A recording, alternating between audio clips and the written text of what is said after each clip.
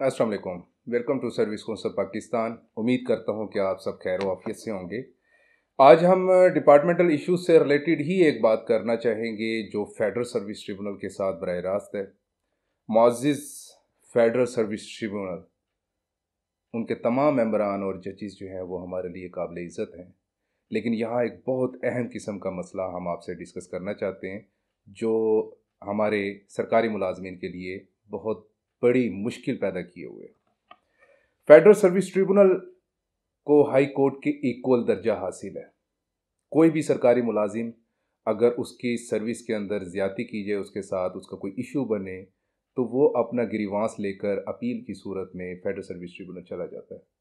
यानी उसकी प्रमोशन में इशू बन गया, उसकी छुट्टियों में इशू बना, उसके किसी किस्म के अलाउंस में इशू बना, यहाँ तक कि अगर उसको डिसमिस कर दिया गया, उसके खिलाफ किसी किस्म की भी END रूल्स की कार्रवाई की गई, तो वो फेडरल सर्विस ट्रिब्यूनल या आपका सूबाई जो भी सर्विस ट्रिब्यूनल होता है वहाँ जाता है। अब मसला यहाँ पर यह है कि आपके सर्विस ट्रिब्यूनल को जो अख्तियारात हैं, जो पावर्स हैं, वो सिर्फ सिविल प्रोसीजर के तहत है और वो भी लिमिटेड। वो ज़्यादा से ज़्यादा ये देख सकता है कि प्रोसीजर लेट डाउन हुआ, कहीं विक्टमाइजेशन हुई, कहीं मेलाफाइडी हुई, प्रोसीजर के अंदर कहीं खराबी आई, सफाई का मौका दिया गया। ये तमाम मामलात को देख के वो एक डिसीजन दे देता है। अगर आप हक पे हैं तो आपको वो सर्विस में बहाल कर देंगे या आपको आपका हक दे देंगे।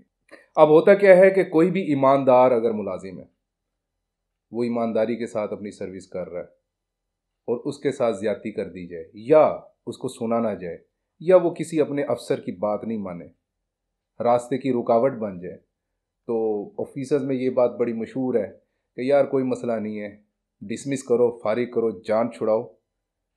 खुद ही 4-5 साल 10 साल धक्के खाता रहेगा अदालत में, वापिस आ जाएगा दोबारा। तब तक हम सुकून से अपनी करप्शन भी करते रहें, हम सुकून से अपनी इंजॉयमेंट भी करते रहें और मुल्क का नुकसान करते रहें। अब इनके इस हरकत के नतीजे में जो मुलाजिम होता है उसकी सैलरी स्टॉप, उसका फैमिली का पूरा बैकग्राउंड, वो अचानक फुटपाथ पे आ जाते हैं। फैमिली का प्रेशर, बहुत किस्म के मुश्किल हालात।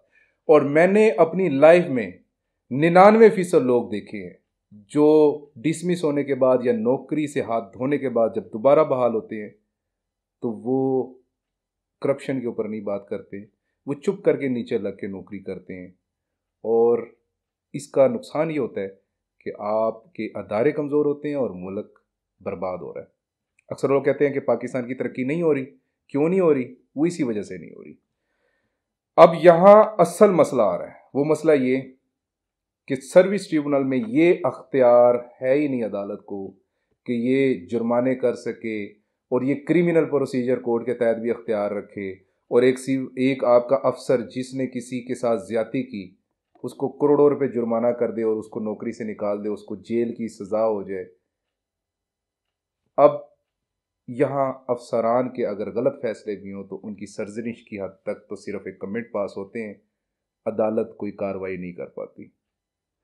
फेडरल सर्विस ट्रिब्यूनल के अंदर बहुत सारे केसेस हैं, मेरा आना जाना रहता है।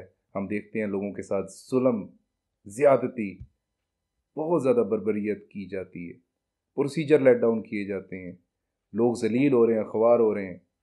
और अदालत ज़्यादा से ज़्यादा 2 साल बाद, 3 साल बाद, 4 साल बाद या 5 साल बाद ये कह देती है हाँ जी इस बंदे के साथ ज़्यादती हुई है, बराए मेहरबानी जनाब इसको आप इसका हक दें। ऑर्डर कर देगी।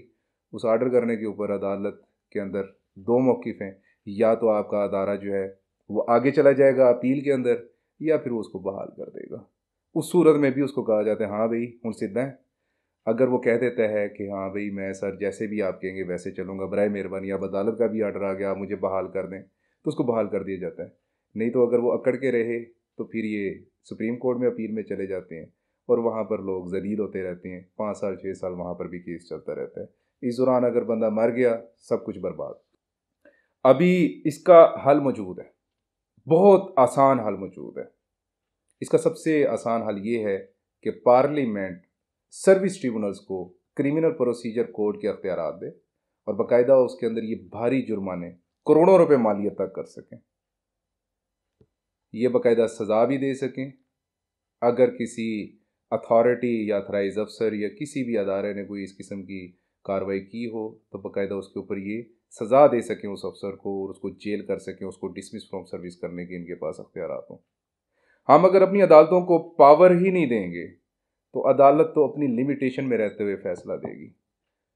हम अगर अपने ट्रिब्यूनल्स को मजबूत ही नहीं बनाएंगे तो हमारे मुलाजमीन दादरसी के लिए जाएंगे तो सही, उनका मसला हल भी होगा और सर्विस ट्रिब्यूनल्स करती है, लोगों को रिलीफ देती है, लेकिन ये सिलसिला थमता नहीं है। बहाल भी हो गए तो फिर दोबारा निकाल देंगे। ऑफिसर का तो कुछ नहीं जाता, उसने सिर्फ एक साइन चलाना है और बंदा डिसमिस फ्रॉम सर्विस। अपनी अदालतों को पावरफुल बनाएं और ये हमारी पार्लियामेंट का काम है।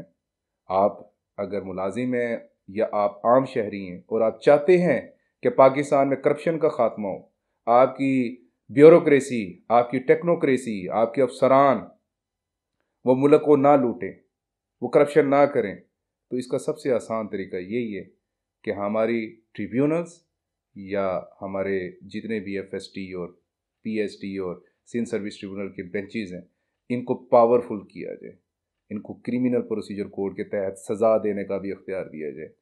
अगर एक सरकारी अफसर को भी इस किस्म की सज़ा मिल गई, मैं आपको श्योरिटी के साथ कहता हूँ कि उस महकमे में किसी भी अफसर की जुर्रत नहीं होगी कि वो करप्शन करे या 2 नंबर काम करे या ईमानदार शख्स को साइडलाइन कर दे। आज अगर हमारे महकमों के अंदर इस किस्म का जुल्म, बर्बरियत और नाइंसाफ़ी है, उसकी सबसे बड़ी रीज़न यही है कि जो अच्छे लोग हैं वो बोल नहीं सकते, वो डरते हैं कि एक साइन होगा और हमारी नौकरी बर्बाद होगी। आपके अवामी नुमाइंदे जब आपसे वोट लेने आए या आप उनके साथ बैठ के नशिस्त लगाएं, आप उनको कहें कि पार्लियामेंट और सेनेट में इस रिलेटेड बात करें। हमारी कोशिश होगी कि इस साल 2021 का जो हमारा एनुअल ड्राफ्ट तैयार होगा उसके अंदर हम पार्लियामेंट में भी इस बात पे लीगल कमेटी को इन्फॉर्म करें कि वो हमारी ट्रिब्यूनल्स को मजबूत करें और सर्विस कौंसल पाकिस्तान अपने इस प्लेटफॉर्म से मुल्क के कवानीन के अंदर कोई होने वाली कमी बेशियाँ और अदारों में होने वाली बेकायदगियों के ऊपर आगाह करता रहेगा और अपने हिस्से का किरदार अदा करेगा। दुआ में याद रखिएगा। मेरी आपसे रिक्वेस्ट है कि अगर आपको ये वीडियो इन्फॉर्मेटिव लगी है और बाकायदा अगर आपको इसके अंदर से कोई नॉलेज हासिल हुआ है, ख़ासकर सरकारी मुलाजमीन और उन लोगों को जो पाकिस्तान में करप्शन को ख़त्म करना चाहते हैं, तो इसको शेयर भी करें और टैग भी करें और हमारे YouTube चैनल को लाजमी सब्सक्राइब करें। दुआ में याद रखिएगा। अल्लाह हाफिज़।